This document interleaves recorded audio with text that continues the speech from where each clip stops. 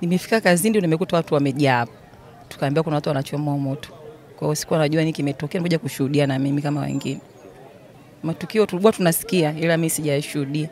Lakini tunasikia kwamba yapo. Tukigundua kama kuna vijana wa namna hiyo, tutoe taarifa. Tunawafahamu mitaani, tutoe taarifa ili wachukuliwe hatua mapema kabla hajawakuta. Tunaomba serikali angalau tuwekee ulinzi kwa usalama zaidi. Lakini kwa hilo tukio nafikiri watajifunza kitu. Tunaporo sana simu, pesa, maeneo ya shuleni hapa.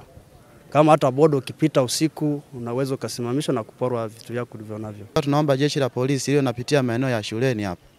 Kwa tunaomba kabisa jeshi la polisi liwe linaipitia mazingira ya hapa. Angalau kidogo gari iwe inapaki maeneo ya shule. Ndio mara nyingi vijana wanajificha kwenye miembe hiyo. Leo nilishaye kupigwa na vijana. Sio mara kwanza mara pili. Nimetoka kazini, nimefika tu njiani napigwa. Na nyang'anywa fedha, watu wanaondoka.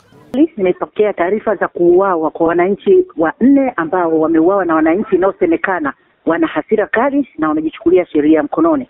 Tayari askari wamefika pale na kuchukua miili ambayo imepondwa mawe na kuchoma moto na kupeleka hospitalini kwa ajili ya hifadhi. Jeshi la polisi mkoa wa Shinyanga tunasikitika sana kwa kitendo hiki kilichotokea, kwa sababu kila mtu ana haki ya kuishi, lakini hakuna mtu ambaye yuko juu ya sheria. Na ndio maana kuna mahakama. Kwa hiyo niwatake na kuwaomba wananchi, hii tabia ya kujichukulia sheria mkononi iache mara moja.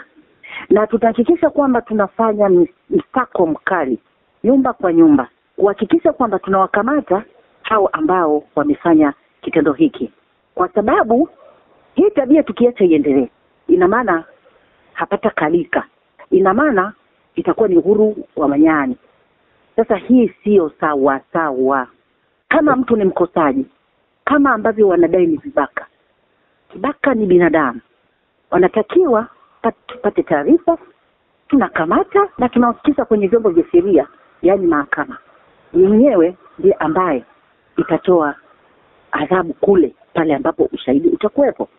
Hiyo ni rai yangu kwa Wanashinyanga, kwa Wanakahama, kwa Wanaushetu, kwa Wanamsalala wote. Ili kuwa mwanafamilia bora wa Global TV, usisahau kusubscribe, like, kushare na kucomment. Baada ya kusubscribe, bonyeza alama ya kengele ili kupata taarifa kwa kila video inayopanda Global TV Online.